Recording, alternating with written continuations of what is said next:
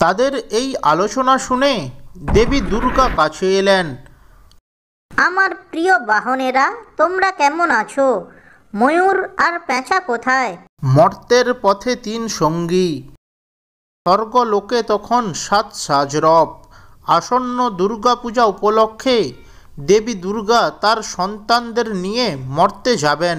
সেই খবর শুনেই তার তিন বাহন সিংহ, ইঁদুর আর হাঁস বসে পড়ল আলোচনায়।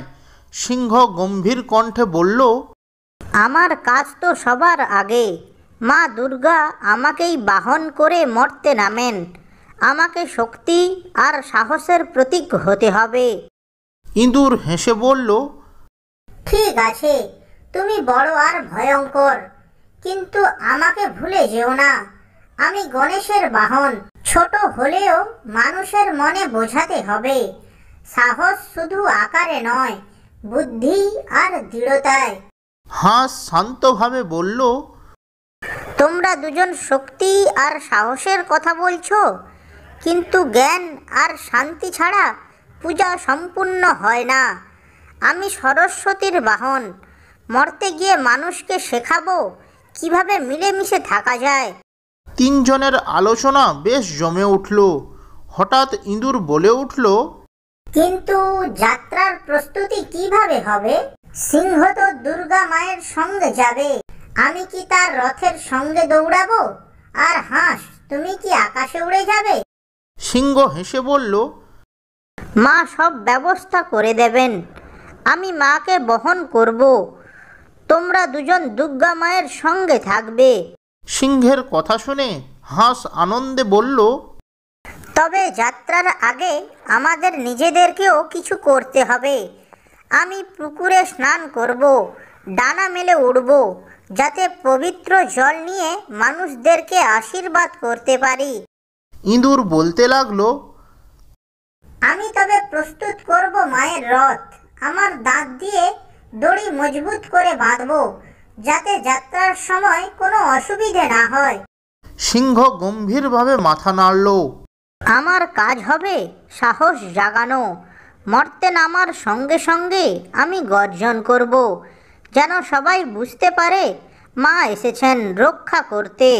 তাদের এই আলোচনা শুনে দেবী দুর্গা কাছে এলেন।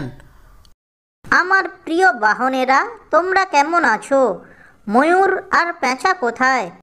দুর্গা মায়ের কথা শুনে হাঁস বলতে লাগলো, মা, তুমি তো জানো পেঁচা দিনের বেলায় দেখতে পায় না, তাই ও আসেনি। আর ময়ূর, সে তো মর্তে যাওয়ার জন্য প্রস্তুতি নিচ্ছে। সে তার পেখমগুলোর যত্ন নিচ্ছে, যাতে মর্তে গিয়ে পেখম মেলে নাচতে পারে, মর্তের মানুষদের আনন্দ দিতে পারে। হাঁসের কথা শুনে দুর্গা মা বলতে লাগলো, তোমাদের প্রত্যেকেরই কাজই সমান গুরুত্বপূর্ণ।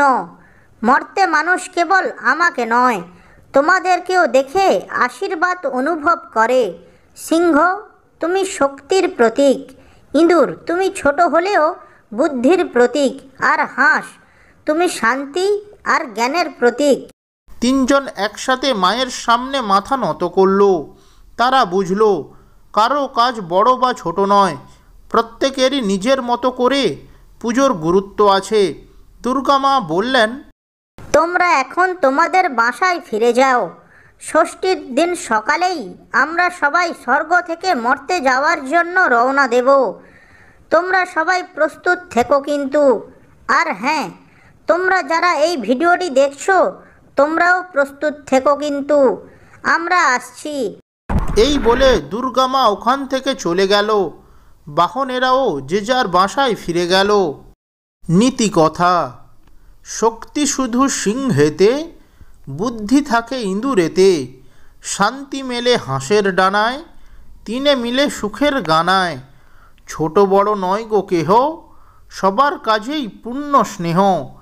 মিলেমিশে একসাথে চলো, তবেই হবে উৎসব সফল।